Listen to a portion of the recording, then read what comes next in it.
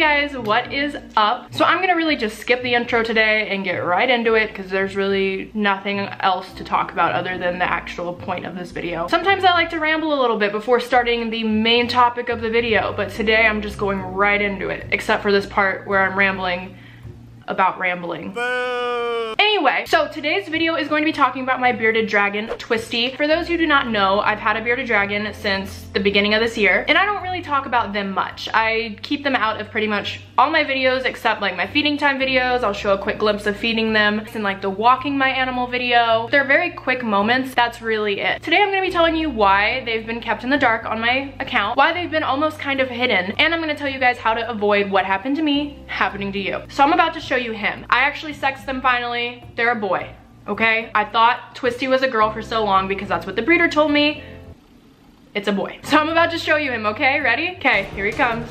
Here he comes. Oh wait, he's missing part of him. Here's Twisty. They are 8 months old and they have no tail. Twisty, say hi. So Twisty has a nub, and we're gonna talk about how that happened and basically why I hadn't talked about it until now, and that's the discussion for this video, okay? So I got Twisty here from a reptile expo. They were being sold by a breeder that actually has incredible reviews, so I honestly genuinely think this was just like one bad worker that works for them at the expo that didn't really know what they were doing. So please do not attack this company in any negative, you know, way. I guess there's really no positive way to attack a company. Just don't talk to them unless it's just, you know, to look into their stuff. And if anyone else has negative experiences with this breeder, please feel free to share your experiences. The reason I chose that breeder to look at is because I've heard great things about them. We were looking at the bearded dragons and there was a few kind of skinny ones, but not really many. And then there was one, this one, that had a completely family friendly here, messed up tail. I wanted to say something else, but we're keeping it PG. You're welcome, kids. He had a very, very, very nasty looking tail. Now, I worked for a chain pet store for 2 years, and that's where I first got my experience with bearded dragons. I'd have to clean them, feed them, handle them twice a day for almost 2 years. I am familiar enough with bearded dragons just from my research and dealing with them at my old job, even though this is my first one, to know that there was something very weird going on with Twisty's tail. So back when I worked at a pet store, I had dealt with dragons that looked like this. And this problem is something called tail rot. Now this can happen for 2 reasons, a stuck shed or a broken tail. Now while it definitely did look like it was broken, I didn't want to automatically assume it. I wanted to hope it was just a stuck shed because that's something I could fix and go ahead and take them home and treat them. There you go, you could sit right there, baby. Nemo, please don't meow right now. I'm trying to film a video, son. Son, please be quiet. So, gosh, children are so demanding. Nemo, stop banging on the door. So I asked them, you know, oh my goodness, what happened to this one? Did you guys see that there's something wrong with them? And they said, oh no, they're fine. That's just a little weird, unique quirk to them. And it didn't sound right. It was not something quirky and cute about them. That's a messed up tail. Since they do have good reviews and all their other bearded dragons for the most part looked really good, I decided I was gonna go ahead and get this little one. So I took them home. I referred to Twisty as a girl for these last however many months. Turns out they're a boy. Doesn't matter, you could be any gender you want to be, okay? I took Twisty home and I did go to the vet. I made one vet appointment at the very beginning. I didn't go to my normal vet that I take my exotics to. I took one that people said do good for bearded dragons, which now that I'm looking back, just was not. I feel like I'm telling the story really bad, but I'm trying my best, okay? I'm not good at just sitting and telling stories. I kind of suck at it, but I'm trying. So Twisty here was taken to the vet at a very young age. I showed them their tail, and this vet agreed with me that they didn't know if it was broken or a stuck shed, and since he was so tiny at the time, here you go, you can stand up. And since he was so tiny at the time, they did not want to put him under anesthesia to operate on his tail. They told me to go home and try some at-home remedies first. And if it was a stuck shed, maybe it would slowly, you know, be fixed on its own. One of the main things I did try was soaking them in a water and iodine mixture. And I just soaked the tail, not the whole body. And he would sit there with his tail soaking every day. And I did this for actually a month. Every single day we'd soak his tail. And the reason I was so persistent is because 2 weeks in, a huge chunk of dried, stuck shed came off of him. So I was like, okay, maybe we're making progress. So I kept trying. Then I tried several different topicals over the next few months to help with the tail. And I kept seeing that vet. They kept giving me new things to try. And finally, when Twisty was this big and the tail was still looking just as bad as ever, I decided, you know what? We're taking you to another vet and you're big enough to go under anesthesia. So I took Twisty and their twisted tail to a new vet. and they said, just looking at it for 1 second, this thing is broken and it needs to go. It's completely dead. There's no saving it. We're cutting it off. Now, they actually agreed that at a younger age, anesthesia would have been incredibly risky because they were so tiny. And they agreed that now that Twisty is a bigger size, they can much more safely do the procedure. So Twisty was put under anesthesia and got the little chop chop. Now they have a nub tail. So Twisty is getting pain meds for the next 2 weeks. We are giving them meloxicam and Baytril. This is just a pain reliever, a muscle relaxer, supposed to make them more comfy, and Baytril is to help with the infection. So I actually did have to take him back after the first night because the tail was continuously bleeding and I felt like, you know, this isn't right. So I took him back. They gave him an extra little stitch because at first they kept it open. They thought that would be better, but I don't know, it kept bleeding. So they stitched it up a little more and now he is doing great. Say hi. So not only is this a video, you know, formally introducing Twisty, talking about them and giving, you know, you guys his story, but it's also a video to warn you guys about what to look for in a bearded dragon, to know the difference between a stuck shed, a normal tail, and a broken tail. I'm gonna go ahead and put Twisty back in his enclosure. He's just getting a little anxious being out here, so I'm gonna put him away and then we will continue this discussion, okay? Okay. Let's talk. So let's first talk about stuck sheds and how to avoid it and what it is and all that, okay? So we're gonna talk about shedding in reptiles, and most specifically, shedding in lizards and bearded dragons. So why do lizards shed? Anyone? Anyone? You in the back. Answer. Okay, I'm shutting up. Lizards, like all animals, grow throughout their lives. However, for example, in humans, when we grow, our skin grows with us. But in some animals, their skin does not grow with them, so they have to shed off their old skin to allow room for growth. Bearded dragons normally don't shed all in one piece, but with some animals, like snakes, they literally shed their entire body at once and they crawl right out of it. Now, sometimes if their environment is not adequate for them, they will not shed properly. They can't get some of their skin off, it gets stuck, it flakes off in tiny little crummy pieces, and this is a huge sign that you need to change their environment. Most commonly, you need to up their temperature and their humidity. Now, what happens if you just let them have these bad sheds? Stuck sheds happen, that's what. Their shed in some places gets stuck on their body, and then when they try to grow, it stays constricted around that body part, which will lead to suffocation of that limb, and ultimately you will watch the limb slowly die because it can't breathe, there's not enough blood flow, it's getting constricted, they can't get blood flow properly to that area of their body, and if you don't help them with their stuck shed, they will eventually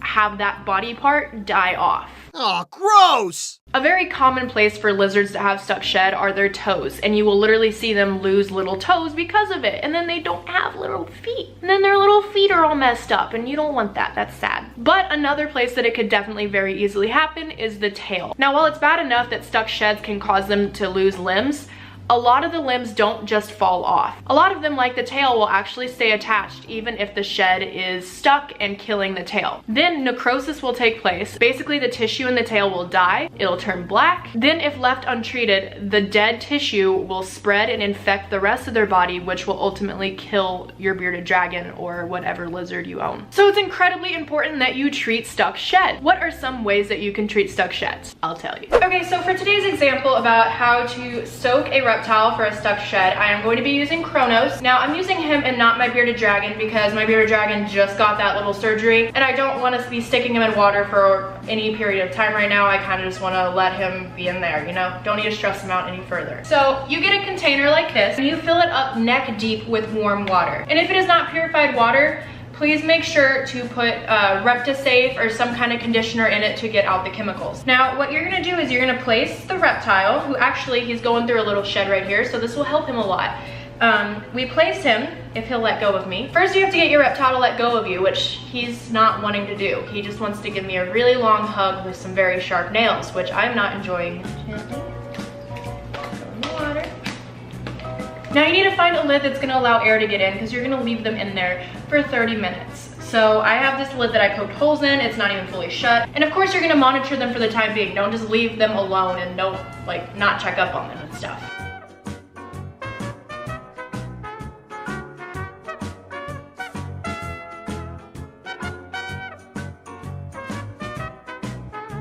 And now when we check back up on them, we could see, you see all this shed. I'm trying to move him out of the way because I think there's a big piece under him. Yeah.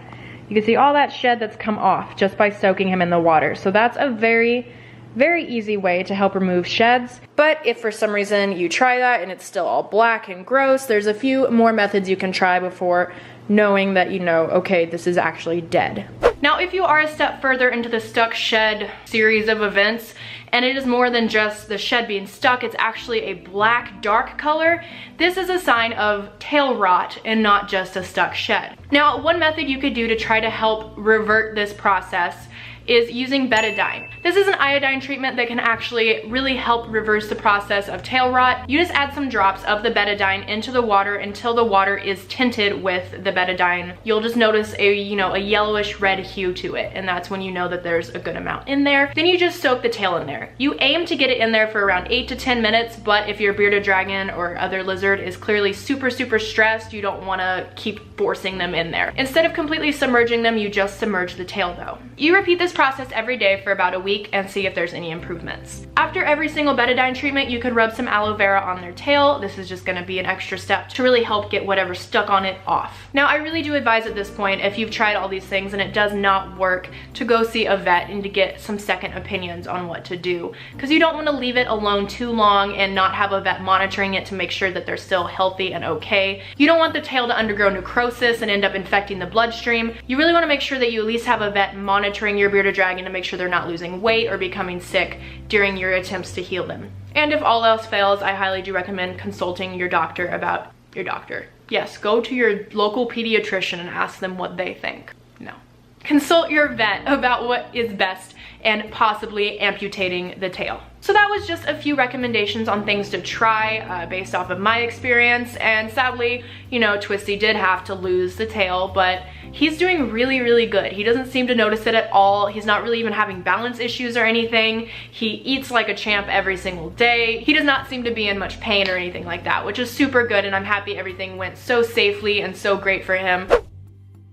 Okay, so now I'm gonna feed Twisty his meal. I still wanna call him or her, but whatever. So today we are focusing mainly on bugs. He does also get vegetables, but right now my refrigerator is absolutely empty, so he's just getting bugs today. We're gonna start with some dubia roaches, which they're super good for them. So we're gonna take some of these roaches. I like the roaches a lot better than crickets because they don't smell as much, they breed a lot easier, and they have more protein than crickets. So I'm weird, I think these roaches are adorable. Betsy, I think they're cute. They're cute. Ew, the worms? No, the roaches. Ew, they were soft. They're like round and fat. Okay, so I put just a few in there for now. We're gonna see if he's in the mood to eat, and if he is, I'm gonna give him more, but I don't want to fill this whole thing up and then him not even be hungry. Now we're gonna move on to, we got these hornworms here.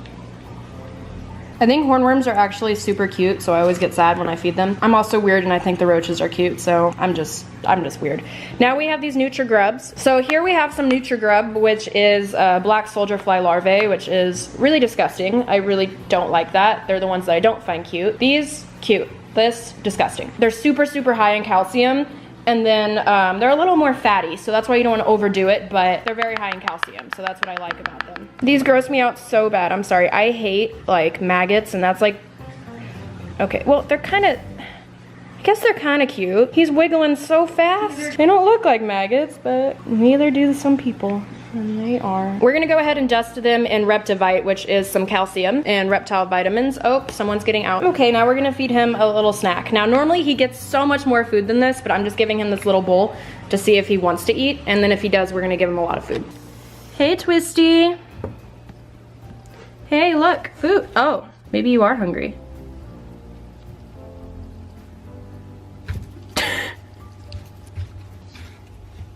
Oh wow, you already ate all of them. Okay, well here's some more. So he already ate everything in this bowl, just from me going to get this new one. Holy crap, you're hungry, Twisty. So I guess Twisty does not mind not having a tail. He seems to be doing pretty good.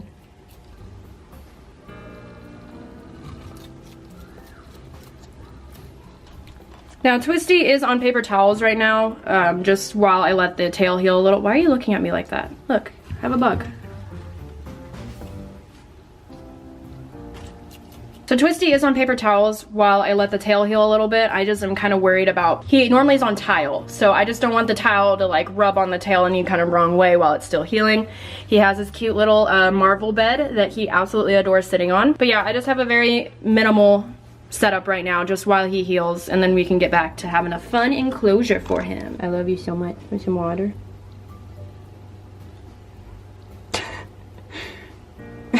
That's a weird reaction to putting a drop of water on you. And I really do appreciate all the support, because I did share this story already on Twitter and Instagram, and everyone seemed to be extremely supportive of my decision, of course, to amputate, and the fact that I did not do it immediately, and that I did want to rule out everything else before risking his life with anesthesia. Pretty soon here, I'm gonna go ahead and do a whole bearded dragon care video and how I take care of him now that I feel comfortable showing him. Another reason I did wait and not document this whole process, like video by video by video, was because I wanted to make sure that everything was going correctly. I didn't want to share a video on me trying something that actually ended up, you know, doing worse and more harm, because then other people would try it and possibly hurt their bearded dragon. So I wanted to wait until the whole process was done and until the tail was fixed before I reported things to try and what to do if this happens to you. So thank you guys so much for watching. I love you guys so much. Make sure to check out my other videos if you haven't. That was like all one word. My other videos if you haven't. Make sure to check out my other videos if you have not. Subscribe if you have not. Leave a thumbs up, leave a comment. I love you guys. We're almost to 1.5 million subscribers, which is insane. I just can't believe that this family keeps growing so fast. I love you all so much. Y'all are all so wonderful and supportive, and I couldn't ask for a better group of viewers. You guys are incredible. I love you guys so much. Thank you guys for watching, and I will see you next time. Goodbye. I forgot to say really quick, if you guys are a fan of like vlogs or anything, I'm attempting to start a vlog channel. So if you could check out the vlog channel in the link below in the description. Thank you. What do you guys say, Nemo? Okay, bye. And then we will I can't speak ever. So why don't you just meet me in the middle? Get out of my head, stupid government, making that song stuck in my head.